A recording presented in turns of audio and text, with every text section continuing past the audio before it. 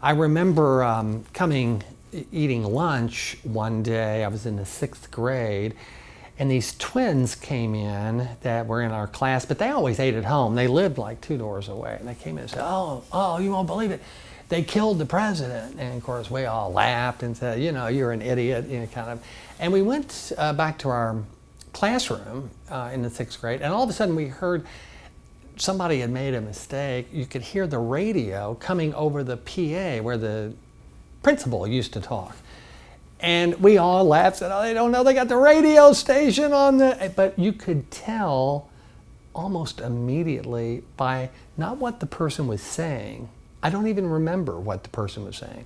But you could hear the tone in their voice that something was terribly wrong. And that was Friday, November 22nd, 1963, and of course that's when President Kennedy was killed. And all the girls started crying. They sent us all home. It was around lunchtime, 12:30 or 1, and as many people that were my age or older will tell you, there were only 4 TV stations, only 4 networks on TV, and everything was black and white. And unprecedented for the next 4 days, that Friday evening, all day Saturday, all day Sunday, and Monday, the funeral, was back-to-back coverage 24 hours a day of the funeral. I think the reason it shook us up so much is a year earlier when I was in the 5th grade, I remember watching the president on TV talk about what we now know as the Cuban Missile Crisis. And I remember asking my father, well, what do we do in case of a nuclear war? And by that time, it had been revved up to the point that you really thought it was coming, if not this year, pretty soon.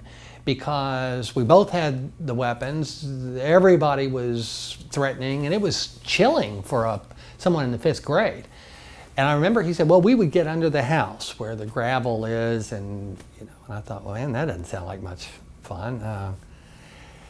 So when the president was killed, I think being in the 6th grade, the only other president I even knew that had been killed was Lincoln, and of course I hadn't had enough history to know of Garfield being shot and the other deaths in the office. But the reason I take you there is because I can see why America was ready for what happened in February.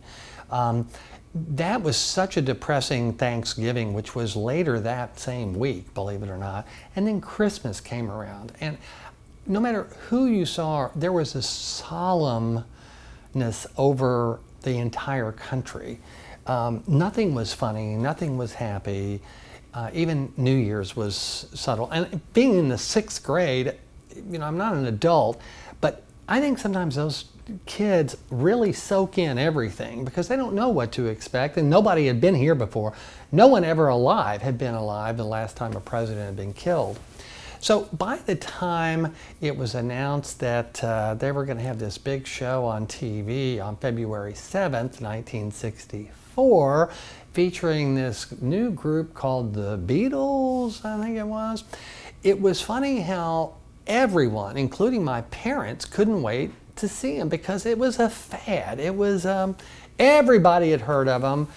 And it's hard to explain how big this was, but I think a big part of it was that the country had gone through this. And then here they are, Ed Sullivan, where everybody saw him. And once again, you have to remember there are only 3 networks, so everybody watched. I mean, TV stations signed off at 10 o'clock at night. There wasn't anything but a test pattern.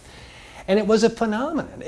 It changed America because it gave everyone an opportunity to kind of, at least for a while, forget the past and look forward to a future that was mod and hip and cool, and the music was so different and everything was so different.